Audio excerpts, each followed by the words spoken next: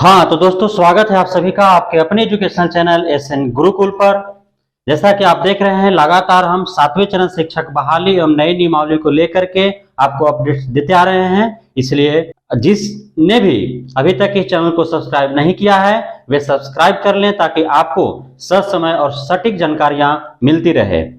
7वें चरण शिक्षक बहाली को लेकर के 10 अप्रैल को नई नियमावली बिहार कैबिनेट के द्वारा स्वीकृत की गई। उसमें एक सबसे बड़ा जो बदलाव देखने को मिला वह यह है कि बीपीएससी के द्वारा दोबारा एक प्रतियोगिता परीक्षा सभी अभ्यर्थियों को देना होगा, तभी वे शिक्षक के रूप में बहाल हो पाएंगे, राज्य कर्मी कहलाएंगे, सरकारी शिक्षक कहलाएंगे। और साथ ही जो नियोजित शिक्षक है उन्हें भी बीपीएससी के द्वारा कराया जा रहे इस प्रतियोगिता परीक्षा में शामिल होना होगा, उत्तीर्ण होना होगा, तभी वे जो है नियोजित से नियमित होंगे, राज्यकर्मी होंगे, सरकारी शिक्षक होंगे और राज्यकर्मी का लाभ ले पाएंगे। बीपीएससी के द्वारा जो परीक्षा होने वाला है उसे लेकर के शिक्षक अभ्यर्थियों और नियोजित शिक्षकों के मन में काफी संशय बना हुआ है। सिलेबस को लेकर के आज शिक्षा मंत्री ने बहुत बड़ी बात कही है। इस वीडियो में आगे हम सुनाएंगे कि शिक्षा मंत्री ने बीपीएससी द्वारा कराए जाने वाले परीक्षा के सिलेबस के बारे में क्या कुछ कहा है। दोस्तों, हमारे राजनेताओं को ऐसा लगता है जो नई नियमावली में बीपीएससी के द्वारा जो प्रतियोगिता परीक्षा उत्तीर्ण करने की बाध्यता बनाया है उससे भयभीत होकर के जो है शिक्षक अभ्यर्थी और जो नियोजित शिक्षक हैं वे प्रोटेस्ट कर रहे हैं। नई नियमावली को जो है संशोधन करने की मांग कर रहे हैं, नई नियमावली को वापस लेने की मांग कर रहे हैं। सरकार के विरुद्ध वे एकजुटता दिखाते हुए जातीय आधारित जनगणना को उन्होंने करने से इनकार कर दिया और साथ ही जो है वे एक मंच पर एक साथ आकर के और इस नियमावली के विरुद्ध, सरकार के विरुद्ध जो है एक मोर्चा खोल दिया है। लेकिन सरकार को समझना चाहिए कि जो शिक्षक अभ्यर्थी बीटेट, एस्टेट, सीटेट पास जो अभ्यर्थी हैं और जो नियोजित शिक्षक हैं जिनके पास 8, 10 साल, 15 साल का अनुभव है शिक्षा के क्षेत्र में, वे बीपीएससी द्वारा लिए जाने वाले प्रतियोगिता परीक्षा के सिलेबस से भयभीत नहीं है, बल्कि आपके सरकार की मंशा से भयभीत है। आप बिहार के जो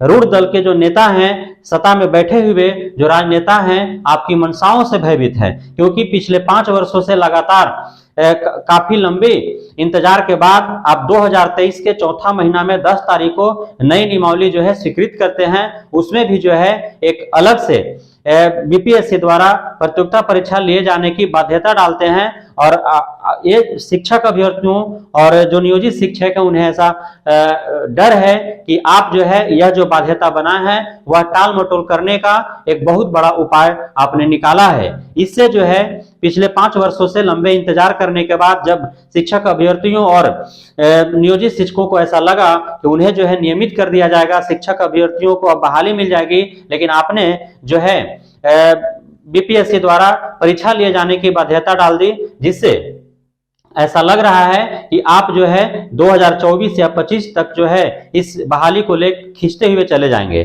तो इसी बातों को जो है ध्यान में रखते हुए और हमारे जो शिक्षा मंत्री हैं प्रोफेसर चंद्रशेखर, उन्हें ऐसा प्रतीत हुआ कि जो शिक्षक अभ्यर्थी हैं, जो नियोजित शिक्षक हैं, वे सिलेबस को लेकर के भयभीत हैं और उन्होंने जो है आज के बयान में सिलेबस को लेकर के जो है बहुत बड़ी बात कही है। तो आइए सुनते हैं इस वीडियो में क्या कुछ कहा शिक्षा मंत्री ने।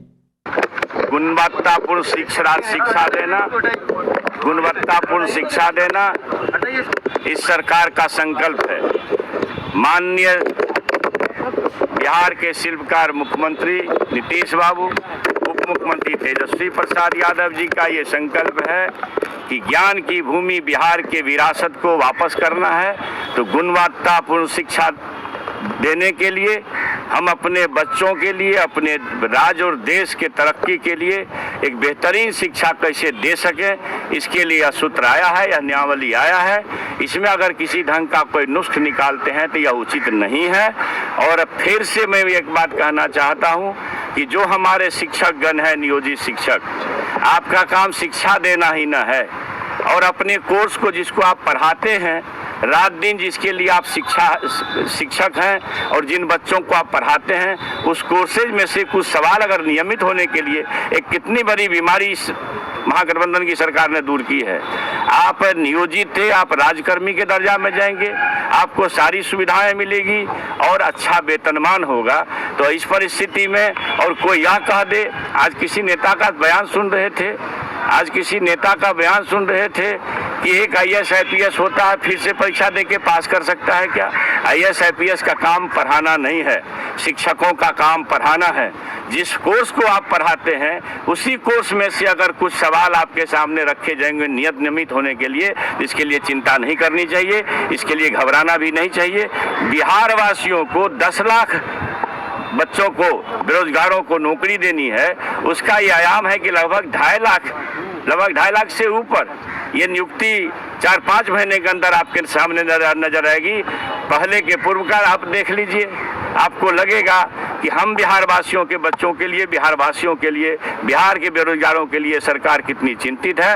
और उसी चिंता को ख्याल में रख करके फिर माता पिता का ध्यान रख करके, यह ज्ञान की भूमि अगर भारत है तो उसका जड़ है, उस जड़ में है बिहार। मगध में आप खड़े हैं, यही ज्ञान की भूमि है।